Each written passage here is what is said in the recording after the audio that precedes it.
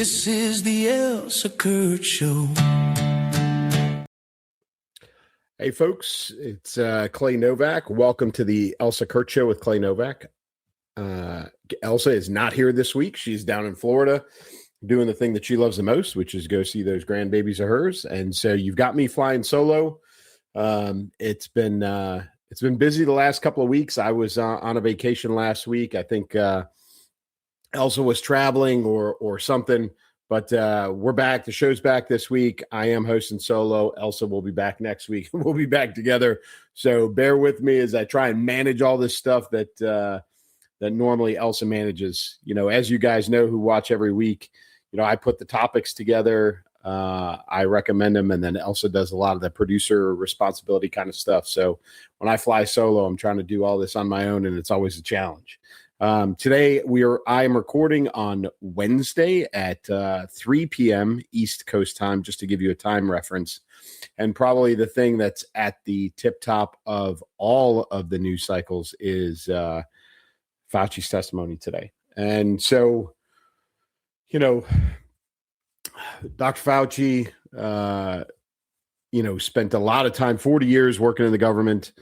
I knew it was a long time. I guess I didn't realize it was that long, but he worked at NIH along with the National Institute of Allergy and Infectious Disease. That's a much longer acronym, from 84 to 2022. And obviously, most notably, we all know him from COVID. And so, you know, there's still been a lot of questions about COVID since COVID ended, quote unquote, ended, quite a few years ago. But always, especially since 2025, there's been a lot of unanswered questions. And with the addition of the blanket pardon from President Biden, there's been a lot of discussion about what exactly was Fauci responsible for and what should he be held accountable for and how, since there has been a blanket pardon from President Biden, how can he be held accountable? And the efforts today, specifically by Rand Paul and Josh Hawley and some others, was to bring Dr. Fauci in, get him to testify yet again on COVID. And the speculation, and I think it's fair speculation, is that, you know, the attempt is to get him, one, his pardon ended with actions and activities on the date of the pardon. In other words, President Biden could not and did not pardon him for all future crimes and misdemeanors, you know, for the rest of his life. So up until the date of 2025, when the pardon was signed, he's covered, quote unquote. So this is almost in a arresting and prosecuting Al Capone for tax evasion kind of effort. There's a lot of people, myself included, who think that there needs to be a way for Dr. Fauci to be held accountable for his role in everything associated with COVID. The way that it was handled, the things that were covered up, the things that weren't allowed or discouraged from happening, including treatment programs and medicines like ivermectin and some other things. And so specifically, Rand Paul has been leading the charge on this. And today is another one of those days where in the release of Fauci's diary is part of this, but Rand Paul has been leading the charge and trying to get Fauci held accountable for all of this. So he was brought in to testify today, and I truly believe the intent was to get him to perjure himself in his testimony so that he can be prosecuted. Again, this is the Al Capone tax evasion kind of discussion. So they brought him in and they sat him down. A few days before this, backtrack a little bit, Rand Paul released Fauci's diary. If you have not, you don't need to read it all. It was a digital diary that he kept on a laptop. It was his personal, his own words, again, not handwritten, but typed. And there's no denial that this is his. In other words, there's no one saying, oh, well, it's on a computer. It's not his handwriting. It's not Fauci's words. He didn't say these things. There's no denial there. So this is definitely his diary, and Rand Paul released it within the last few days. I have read bits and pieces of this. There was clearly a relationship issue between Dr. Fauci and President Trump. There is a lot of starstruck personality stuff from Fauci in there. His newfound fame, relationship, and newfound relationships with celebrities, and how he was very starstruck, not only with himself, but with the people that he was meeting because of his role. There's mentions of Katy Perry and I think Kardashians and some other things, some other people, where Dr. Fauci, sounded more like a teenage girl than he did a man of medicine and science, but also in his own super narcissistic way, talking about himself and his appearances on television, as well as his appearances in magazine articles, on magazine covers, photographs that were taken of him, etc. So there's a lot of that in there. But, that was the lead up to this testimony. And, Dr. Fauci came in. He came in with a team of lawyers. One of them was removed. And so when you have somebody like this testifying in front of Congress, any of the committees, which is what this was, the only one who's actually invited there is the person who's testifying. In other words, Dr. Fauci. Their attorneys, their team, their advisors, et cetera, have no right, no ability to speak out publicly in chambers in front of the committee. So it's very rule bound. It's a very strict kind of thing. And so one of the attorneys that was there with Dr. Fauci kept interrupting, kept speaking out loud, kept responding and replying, and got disruptive to the point where Rand Paul had him removed, which I truthfully think that was on purpose. I think it's a distraction. I think it was meant to disrupt the proceedings. I don't think it was an accident. I think there was probably a meeting beforehand with Fauci's team, and they designated one guy to be that guy, to be the disruptor, to see how long he could be disruptive until he got kicked out. And they met the threshold. So Rand Paul did have him removed.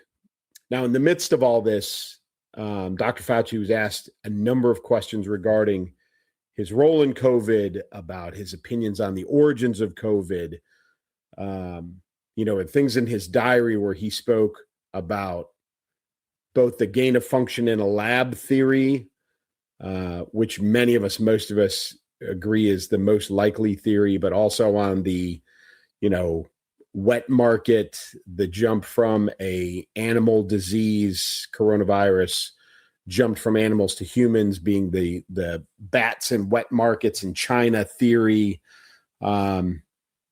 He was asked about all kinds of things, about the vaccines. He was asked about all kinds of things related to COVID. And he invoked his Fifth Amendment right 111 times today. And it got ridiculous to the point where Josh Hawley asked him what color tie he was wearing, and Fauci pled the fifth. What color the carpeting was, and he pled the fifth. I think he even asked him what day of the week it was, and he pled the Fifth Amendment. So it got embarrassing, and to Fauci, to the entire process. And so there is a lot of speculation at this point. One, we got none of the answers that anybody wanted. We also got none of the attempts to get Fauci to perjure himself, because he just stayed hardline Fifth Amendment. I'm not going to respond. So there is no chance of a coming perjury charge. But what it got to the level of is now there is a consideration for contempt of court. And there is, based on the fact that once you have been pardoned, you essentially have no right to the Fifth Amendment. This is a 150-year-old decision from the Supreme Court. It's been upheld a number of times. So in other words, Dr. Fauci being questioned about everything that happened within the inclusive dates of his pardon, which I believe go all the way back to 2014 to 2025, he has no right to plead the Fifth Amendment, to invoke the Fifth Amendment, and therefore, the self-incrimination is out the window because he's already been pardoned. And so with him continuing to invoke the Fifth Amendment and claim his Fifth Amendment rights, even in the case of his pardon, now the attempt is going to be made through the Department of Justice for him to be brought up on contempt charges for refusing to answer, invoking the Fifth Amendment when he doesn't have the Fifth Amendment right because of his pardon. So it's kind of this self-licking ice cream cone. It's just a very circular discussion. But that is, in the failure of getting him to perjure himself, this is the new tact. And again, I know this sounds petty, but I actually support this. I do think that a guy like him with enough evidence out there, I think that he should be prosecuted and held accountable in some way, shape, or form, even if people see it as a technicality. Again, it's the Capone tax evasion thing. Al Capone, went to jail for a long time for tax evasion when he should have been in jail for, murder, racketeering, all of those charges, but he went to jail. And that's really what matters, is that he spent that time. And I think that him being held accountable in that sense is very similar to Fauci being held accountable for everything that he was a part of as related to COVID. So I do support this. It's almost a legal loophole in reverse. Usually people get out of charges or get charges dropped or, don't get the punishment that they deserve due to loopholes. Well, this is a loophole that's being exploited to make sure that there is a punishment given to a man who deserves punishment when, unfortunately, they can't punish him for the things he needs to be punished for, if that makes sense. But that happened today. He testified over a number of hours. And listen, I know that the next part of this discussion is that President Trump invoked the Fifth Amendment a number of times in his trials over the, number of years that the Biden administration, weaponized the DOJ and went after him. Okay. He did.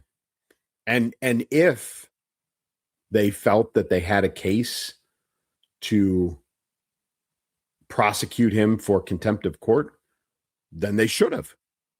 I'm not hiding behind that. I'm not disputing that. If they really think that that was a viable course of action, and if that had any value whatsoever, then they should have done it. But the fact is they didn't, because, in my opinion, all of that was a sham, and they knew it. And so they knew not to push the outcome as it was and accept what they got. But you can't cry about it now because they didn't pursue it. You can believe that it's not, just and right that Fauci gets prosecuted for it because Trump didn't get prosecuted for it. However, Trump didn't get prosecuted for it because nobody pursued the prosecution. They didn't charge him with it. Whose fault is that? Again, these are the legal loopholes. This is the litigious society that we live in right now. And so I'm okay with Fauci paying for it in that sense. I really, really am. So if that's what comes out of it, and supposedly that decision is going to come next week, that's the next step in this process. So we will keep an eye on that one. Listen, nobody's forgetting COVID, and nobody's forgetting Fauci's role in COVID. And certainly Rand Paul is not going to let this go. He is a dog with a bone on this topic. It's not going away. It's not going anywhere, and he won't let it go anywhere. Nor should we allow, as the American public, allow it to be forgotten, which is what I think a lot of people would prefer happens. So, Yeah, so we'll see what happens. I don't think that there's any more testimony scheduled for Dr. Fauci in the near future. I think the next step is the determination on his contempt of court charges. So we'll see what happens in the next week or so. That's the estimate. So at the same time, we've got a continued rise of the DSP, Democratic Socialist Party of the United States, led by this friggin' guy, Mamdani. He is not the leader, but he is a leader. And yes, you can say he's a communist. And yes, I would agree with you that he is a communist, but he does kind of fall into that DSP, Democratic Socialist Party of America group, with the folks like Ilhan Omar and AOC and, et cetera, et cetera. But Mamdani versus Netanyahu has become a real thing. It's a stupid thing on the part of Mamdani, and Netanyahu's not biting, but it has become a thing. So this is, a week or so, 2 weeks ago, Mayor Mamdani, again, mayor, keep that in mind. Mayor Mamdani said that if Prime Minister Benjamin Netanyahu, Bibi, comes to New York City, that he will have him arrested. So mistake number one is that Netanyahu has diplomatic immunity to an extent. I mean, there is diplomatic immunity that comes with being the prime minister of Israel. So Mamdani doesn't have the ability or the authority to arrest him. That would have to be a federal, not a local, because he hasn't violated any local New York laws. And he has diplomatic immunity anyway. So that's mistake number one. Mistake number two is that Mamdani said, based on the warrant from the ICC, the International Criminal Court, that he would arrest him based on that warrant. Okay. So, International Criminal Court issued a warrant in 2024 for crimes against humanity for the arrest of Benjamin Netanyahu. Here's the problem. The United States, along with Russia, China, some others, we are not a signatory nor a member of the International Criminal Court. And so Mamdani, again, has no authority inside of the United States to arrest anyone without endorsement from the federal government. So that's a problem. And lastly, if Mamdani thinks that the NYPD is going to step in and arrest Netanyahu without any conflict between those officers and the protective detail of Netanyahu, he is sorely mistaken. There is no way on God's green earth that the security detail, Mossad, or anybody else associated with security for Benjamin Netanyahu would allow a New York City police officer to touch Netanyahu with the intent to arrest him. There is no way that would happen. First of all, I don't think Mamdani could get a detail to volunteer to do that. Political, leanings, religious leanings, it's all of that out the window. It doesn't matter. No New York cop is dumb enough to step into that arena and have that kind of altercation. None of them.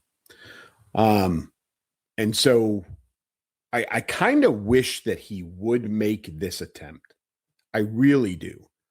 I really wish that Mamdani would personally That would be the most beautiful thing, would be for him to get a detail of really dumb or force a group of NYPD police officers to do this, and him be there and lead this confrontation and see what happens. I think that the NYPD would melt, not out of cowardice, but out of common sense. They would look at the situation and go, we're not doing this, no matter what he says. And then to watch the embarrassment that comes with that, to watch the security detail step in, to not allow any kind of personal conflict to occur between Mamdani and Netanyahu, and watch Bibi stand there and smirk and laugh as Mamdani is embarrassed in his own city because of his own stupidity.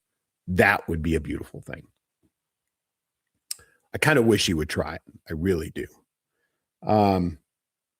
Now, Netanyahu will be here in the United States on the streets of New York in September for the UN General Assembly. He comes every time they have it.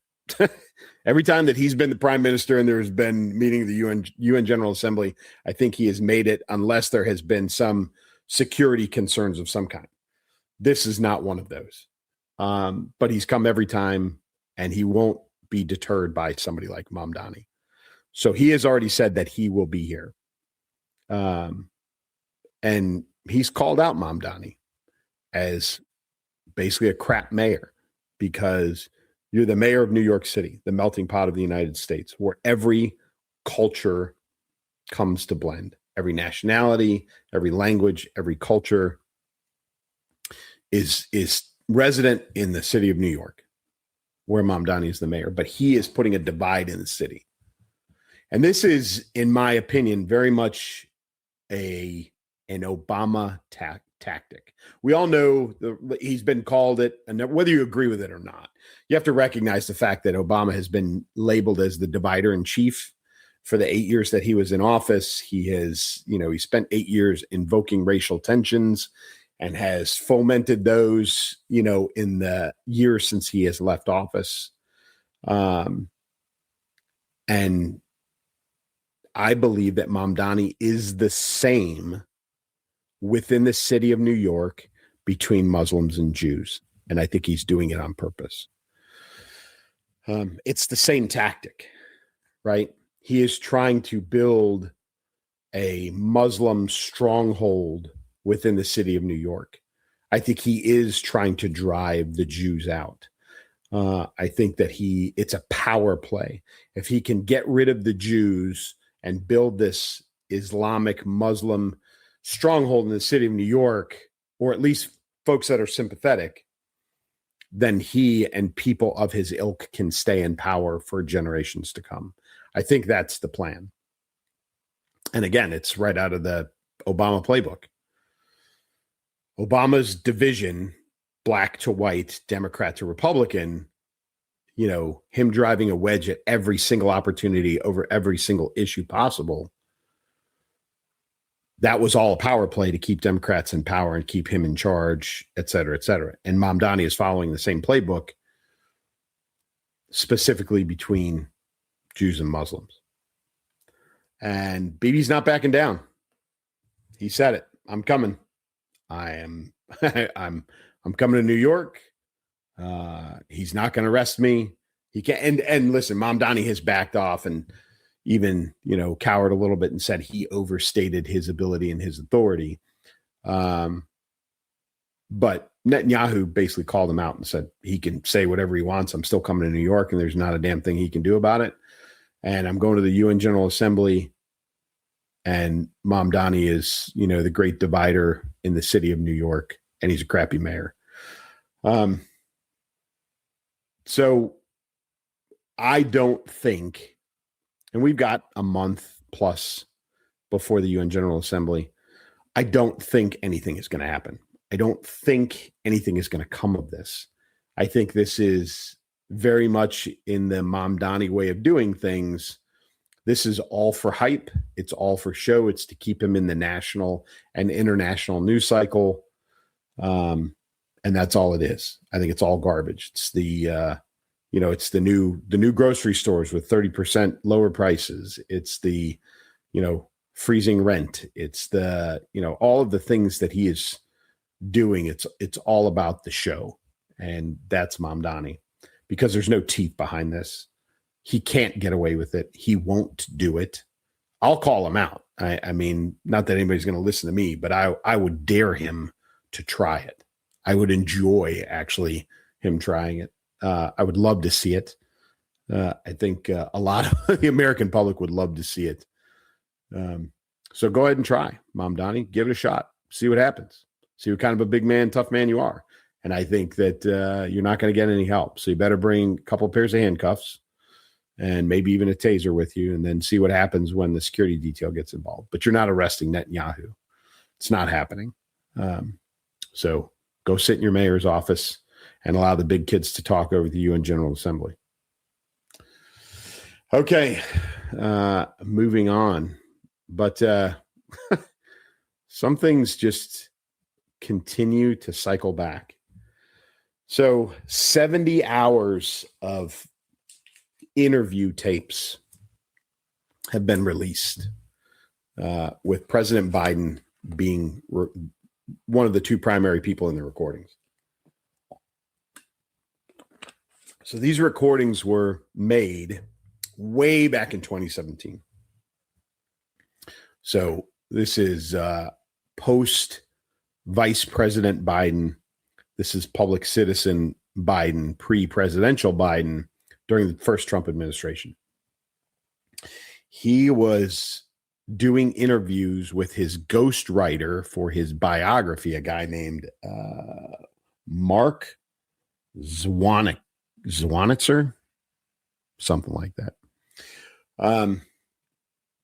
There's 70 hours of tape that the ghostwriter used to write the memoir. And again, this is before he was president. This is before COVID. This is before he was sitting in his basement during the presidential run in 2020. These tapes reveal what we have all known, but it reveals it at a much earlier timeline than I think any of us realized. I think those of us that paid attention to Joe Biden during the Obama administration knew that Joe Biden was an idiot. Even President Obama knew that Joe Biden was an idiot, right? What's the famous quote? Joe has an innate ability to F things up, or something to that effect. And so in 2017, the ghostwriter was invited to the Biden residence, and they sat down, and President Biden was interviewed, and there were 70 hours worth of tapes which have been released. I have not listened, but I have seen many of the transcripts associated with these recordings. There is evidence in there, admission by President Biden, that he had not only classified notes in his house, he had classified documents in his house. He didn't know what was or wasn't classified. He knew some things were classified. He didn't know exactly what was and what wasn't. Some things he could put in front of the ghostwriter and say, that's classified. Some things he said, I don't know if this is classified or not. Be careful with that.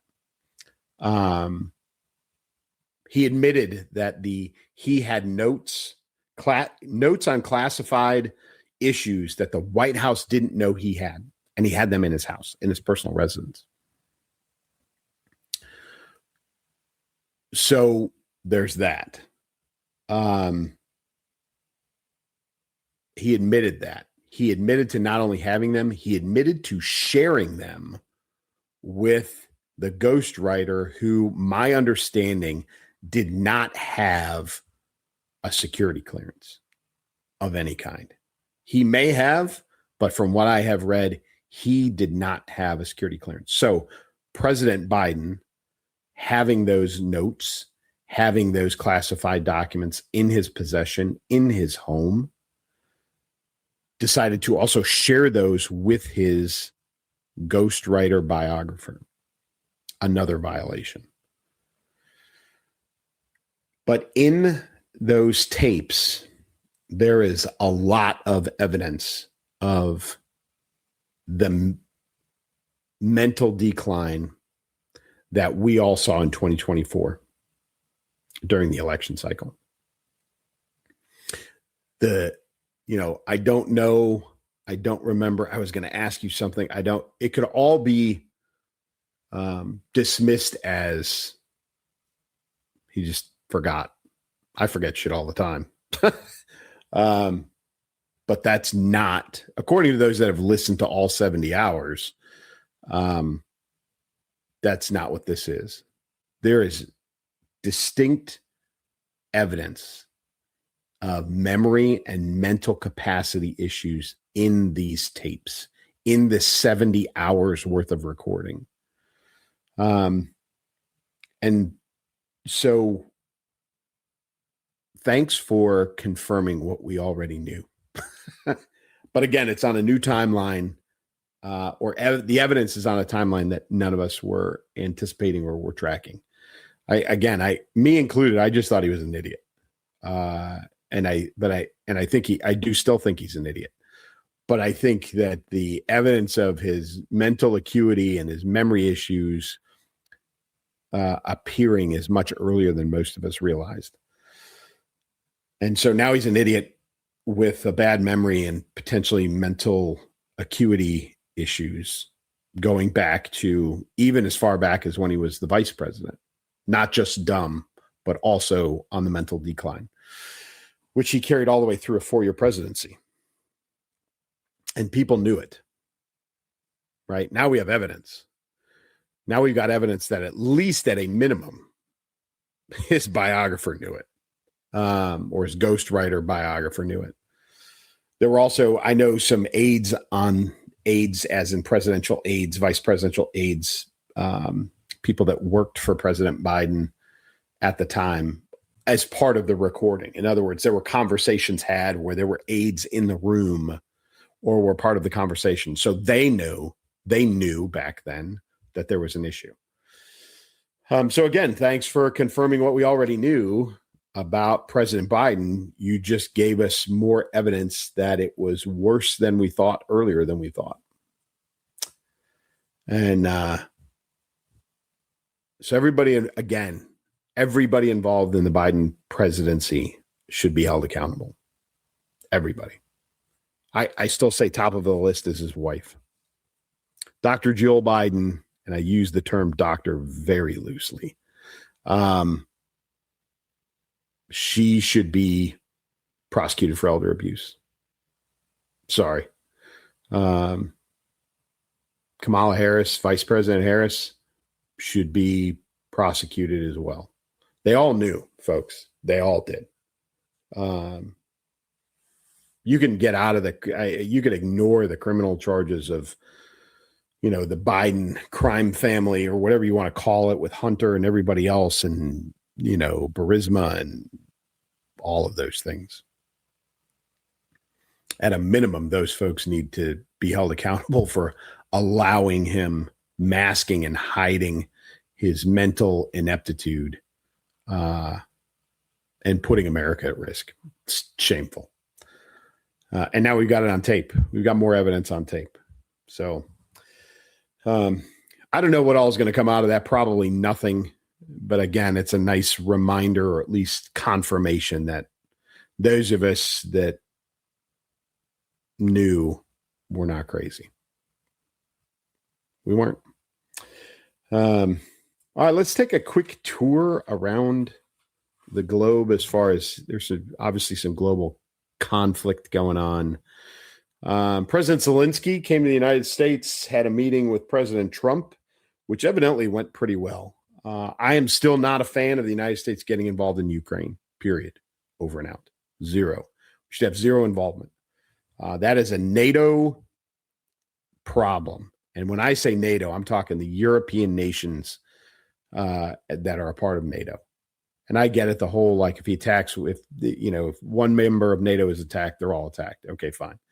That's not what this is. Ukraine's not a member of NATO, but this is a NATO European defense issue. And I think that the United States should be very indirectly involved, if involved at all. I still hold to that. But President Zelensky came and talked to President Trump. They had a discussion. And if you all remember a couple of years ago, a year and a half ago, I guess, President Zelensky did not have a good meeting in the White House. Well, the meeting was good. The public press conference afterwards was not good because Zelensky got slapped down by both President Trump and Vice President Vance because of his conduct. His conduct in private was great, and they had reached a deal. And then when they stepped out in front of the cameras, Zelensky, who couldn't help himself, decided to act a fool and say things that were not agreed to, or say things that were out of line with the agreement. And that's when President Trump and Vice President Vance got pretty irritated and put him back in line. So it sounds like he has recovered from that misstep, and that he is, I won't say in a place of favor with President Trump, but he's in a better spot than he was 18 months ago. And so President Trump admitted it was a good meeting. There is discussion about the U.S. interest in the drone technology that's coming out of the fight between Ukraine and Russia. And it's wild. Like the drone development, counter drone development, drone warfare, the style of warfare that's happening over there is wild with the employment of drones and counter drone technology. So there's an interest for U.S. defense in what is being done in that realm. So President Trump has an interest there. Additionally, there is discussion on potential Patriot missile type technology being exchanged or given to the Ukraine as part of their defense against Russia. Not a huge fan of that. I am a bigger fan of that versus employing U.S. troops and U.S. Patriot missile launchers in the region to defend Ukraine. I'm a much bigger fan of giving them some taste of the technology and telling them to figure it out on their own than I am putting America's sons and daughters in harm's way over Ukraine. But that was a significant portion of the exchange between President Zelensky and President Trump, is those two pieces of technology, drones and Patriot missiles. There's a discussion about the diplomacy piece of this. In other words, negotiations between Ukraine and Russia. I think President Trump weighed in on that, as he is the deal maker. That's who he is. And so President Zelensky is no longer in the doghouse with the White House. Again, hopefully that doesn't commit the U.S. to more than what we're doing now, which is close to nothing and should remain there. But that's kind of where we're at on Ukraine. But I can promise you that President Trump would not back Zelensky if he didn't think that he had a good, solid chance of winning the war between Ukraine and Russia. So that may be a positive thing to pull out of that, would be the backing from President Trump to back Zelensky, because he doesn't back losers. I know people are going to use that and they're going to say, they're going to take that and manipulate it, but he doesn't back losers habitually. And I think he sees Zelensky as a winner. So that's where we're at on Ukraine. Let's talk Iran. Again, it's the topic that never goes away. So last Friday, President Trump put a pause on all U.S. military operations in Iran.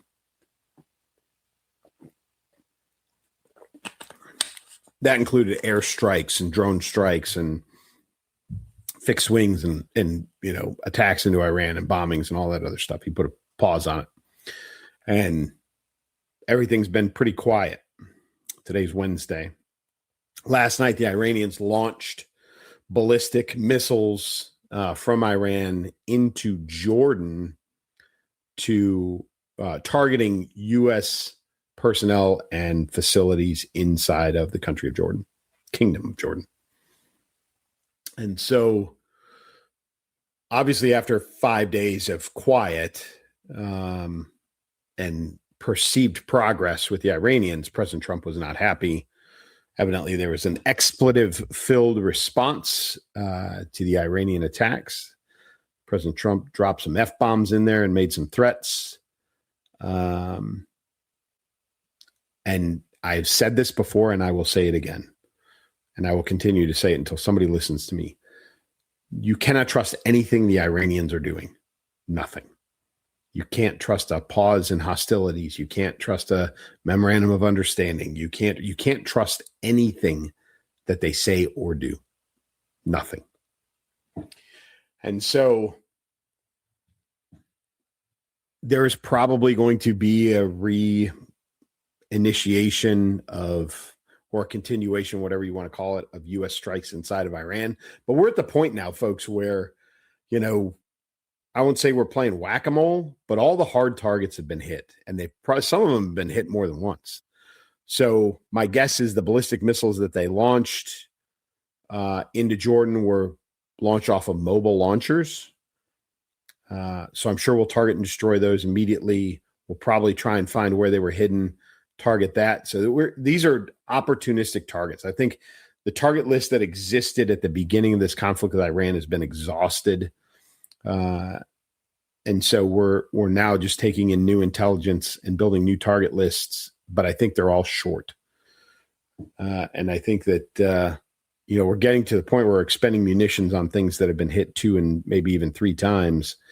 And I don't know what the value is of that. So we'll have to see how the U.S. responds to that specifically, to that attack out of Iran, ballistic missile attack out of Iran and into Jordan. And so what we've got, though, is another situation, another expansion, another avenue, another venue, whatever you want to call it, in the U.S. versus Iran conflict. And it's actually happening. It's expanding from Iran into Iraq, and I'll explain that in a second, and from Iraq into Saudi Arabia.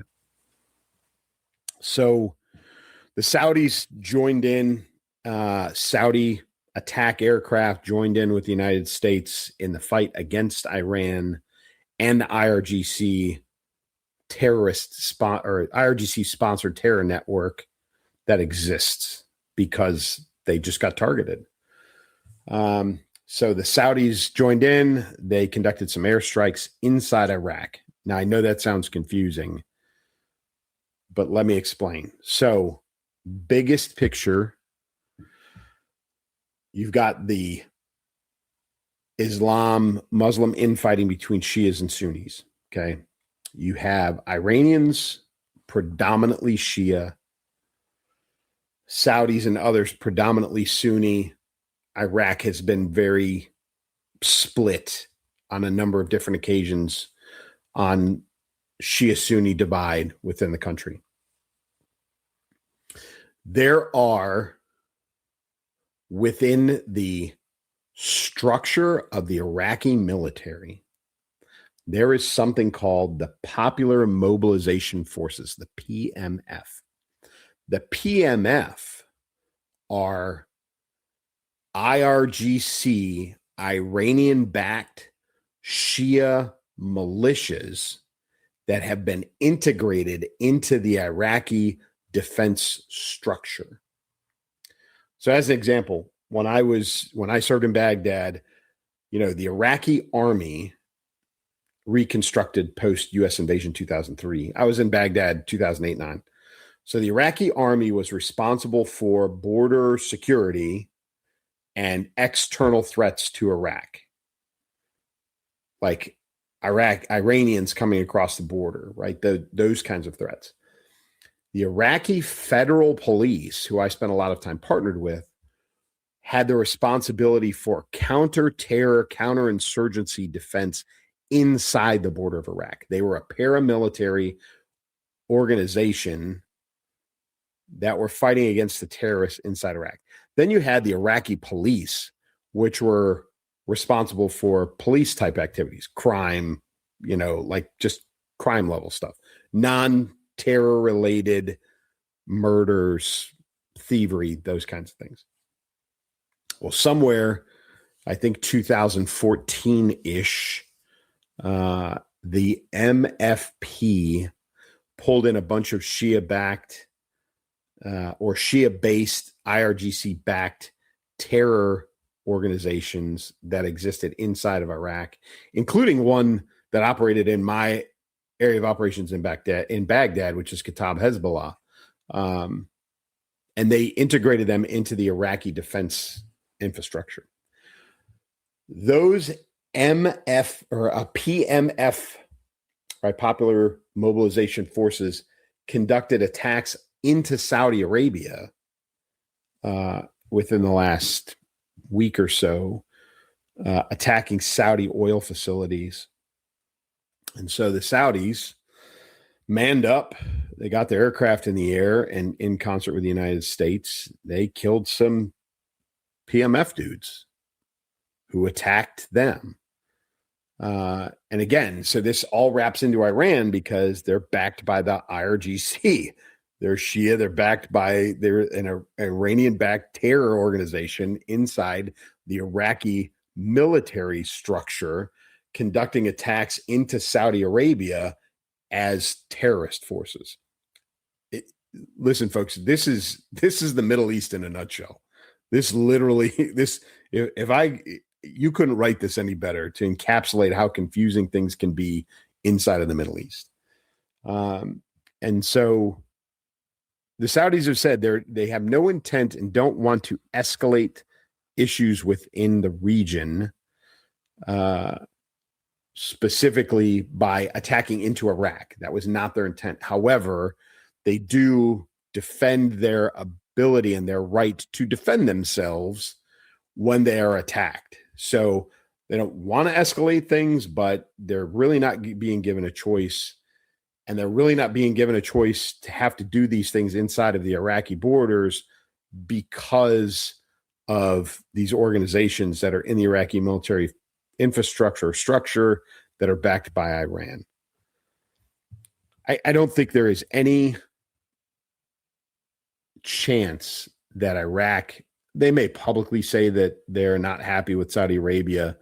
I think that they may publicly say they'll denounce what the Saudis did, et cetera. But there's going to be no action by the Iraq military or the Iraqi government against Saudi Arabia. There'll be no retaliation, retribution, whatever you want to call it. There's no way that's happening. But they can't sit there and just allow the Saudis to do whatever they want. There's a little bit of saving face that has to happen. So, but that is the first time that the Saudis have really taken an active role in this, especially inside the, crossing the border into Iraq, and good for them for doing it. We need to see more of that. We need to see more of the region policing the region in ways like this, holding each other accountable, keeping, and some of it may boil down to Shia Sunni kind of stuff, but we can't always be the police force. We should never be the police force there, but we have been for about 35 years now. But we need to see more of that within the region. And Saudi Arabia is one of the places, one of the nations that has the ability to do that. And good for them for doing it. So I don't, again, foresee much more Saudi activity, but I wouldn't say that it's 0% chance either. So we'll have to see what happens. And again, good for Saudi Arabia for stepping up and being part of the solution, and instead of sitting on the sidelines. Okay, folks, one more small one, but this is a follow-up to a story that Elsa and I covered quite a while ago. Does everybody remember the Cracker Barrel misstep in their rebranding? Remember, they went very woke. I want to say it was somewhere between a half a dozen and a dozen restaurants. They'd started to rebrand and redecorate. They'd taken down all of the Cracker Barrel stuff, all the antiques on the wall, and the the cedar, decoration, the whatever they call that, all the wall, the planks of cedar on the wall, and the old signage, and all the old farm tools and guns and animal heads and all the stuff that was in Cracker Barrel that made it Cracker Barrel. And the CEO came in and decided to do a rebranding. Her name was Julie Masino, Masino. And it was a colossal failure, this rebranding.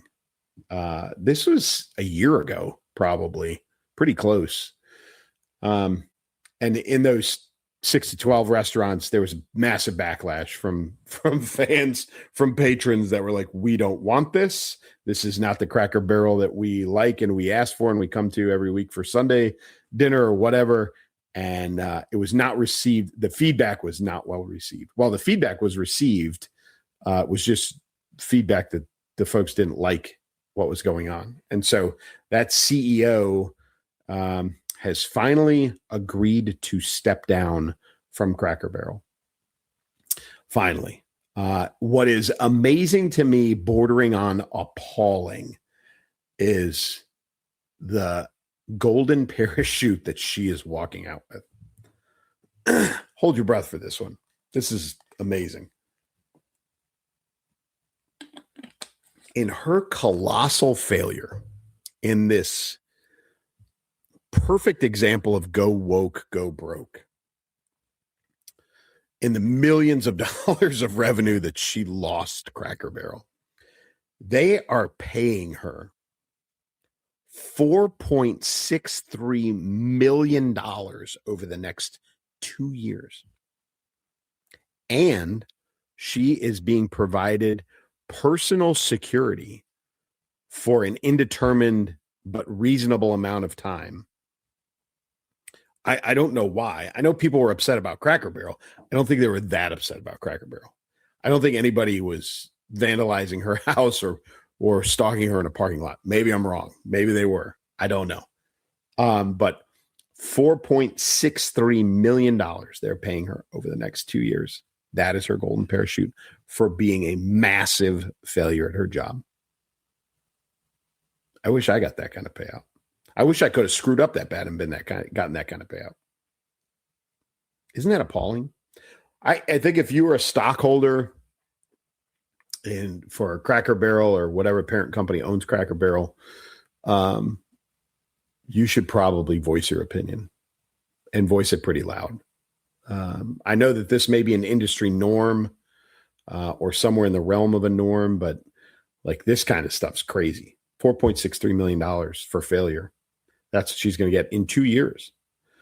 So, I mean, she can take that and invest the holy bejesus out of it and probably be okay for a very, very long time with her personal security detail that is going to be provided by Cracker Barrel. Yep, that's where we're at. Julie Masino is her name, but she's finally leaving Cracker Barrel after all this time. Hey, folks, that's all I've got for this week's show. As always, this is a challenge without Elsa. Both of us enjoy it much better when the two of us are here. We've got somebody to bounce back and forth with, a little bit of her humor and the hilarity that comes, everything Elsa, I appreciate. I don't enjoy doing this by myself. She tried it. She agreed. It is not an easy thing to do. I appreciate everybody who tunes in every week and listens and watches. You can find me, Clay Novak, out on all the socials. I am on X. I am on Instagram. I am on Facebook. You can look up my name, Clay Novak, or C Novak Author on Instagram and X. I am on LinkedIn a lot. I'm also the author of a series of novels, action fiction. If you like Jack Ryan, Jack Reacher, Jason Bourne, you can find my novels on Amazon. They are the Terry Davis series. The first book is Keep Moving, Keep Shooting. The second book is Cross to Bear, and the third book is Rebellis. Again, those are available on Amazon. You can search my name. It's the Terry Davis series. I also co-host on occasion, guest host another podcast called the Warlocker Podcast. You can check that out. They're on the socials as well. If you like soldier, military, first responder, police, EMS, fire, if you like that kind of environment, those kinds of stories and those types of guests, go check out the Warlocker and those guys over there. Great bunch of guys. And again, I co-host on there occasionally. They bring me in as a guest host, as needed. And then lastly, I am on the board of directors for the Alan J. Lynch Medal of Honor Veterans Foundation. I've mentioned it on this show a few times. This is a veterans foundation that is based out of the Chicago suburbs, and we currently serve and assist veterans in need from the tri-state, Wisconsin, Chicago, Indiana area, although we are looking to grow in the next few years. So if you've got a soft spot for helping veterans or would like to contribute, you can go Google the Alan J. Lynch Medal of Honor Veterans Foundation, and you can go to our website and make a donation there. And I can tell you right now that about 99.8% of our incoming funds go to help veterans. So if you're worried about your money going somewhere where it's not supposed to, I can reassure you that is not the case with our foundation. So you can go check that out online. And again, as always, thank you for tuning in. Thank you for both myself and Elsa. And as always from me, keep moving, keep shooting.